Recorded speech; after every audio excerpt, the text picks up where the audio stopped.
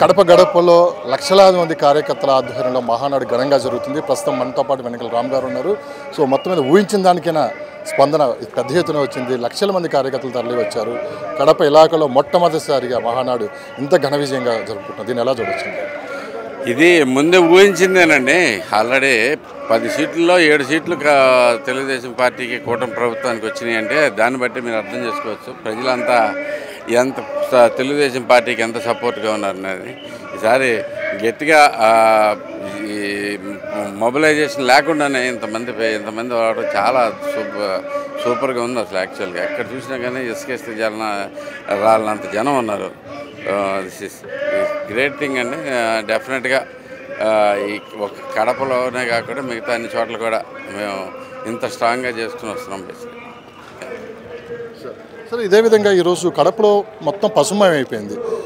రాజశేఖర రెడ్డి గారి విగ్రహం చుట్టూ తెలుగుదేశం బ్యానర్లు కట్టారని చెప్పి కూడా వాళ్ళు మాట్లాడడం కూడా జరిగింది. అదేవిధంగా జగన్మోహన్ రెడ్డి గారు రాబోయేది మా ప్రభుత్వం, వచ్చే ప్రభుత్వంలో ఖచ్చితంగా సముద్రాలు దాటి ఉండగానే తీసుకొని వచ్చి ఎవరైతే ఇబ్బందులు పెట్టారో వాళ్ళందరి మీద చర్యలు తీసుకోవడం చెప్పి మాట్లాడడం కూడా జరిగింది. సో కడప ఇలాకాలో ఇంత పెద్ద మీటింగ్స్ జరుగుతున్న సందర్భంలో ఈ మాటలు మాట్లాడడం ఎలా చూస్తారు? ఇవన్నీ రచ్చగొట్టే వెనుకని చాటుకోవడానికి చెప్పాయి కానండి. ఇప్పుడు వాస్తవం చూసుకుంటే బేసిక్గా ఎక్కడైనా కానీ ఒక్కడైనా కానీ దొంగ కేసులు ఏమైనా ఉన్నాయా? అన్ని ప్రతి దాంట్లో అరాచకాలు చేశారు కాబట్టి వాళ్ళందరూ అరెస్ట్ అవుతున్నారు. వేరే రకంగా మనం ఏ రకంగా చూస్తానికి వీల్లేదు ఇది. ఎందుకంటే అప్పుడు జరిగిన దానికి ఇప్పుడు జరిగిన దానికి రేపు జరుగుద్ది. ఆయన కళ్ళకి అంటా ఉండమనండి దీంట్లో. ఎందుకంటే ప్రజలు ఇక్కడ నాయకులు ఈ కార్యకర్తలు వీళ్ళే కాకుండా అసలు ప్రజలు కూడా ఇబ్బంది పడ్డారు.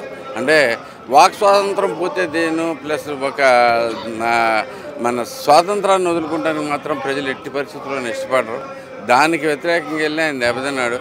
సో మళ్ళీ అదే చేస్తారంటే అంత సీను లేదు.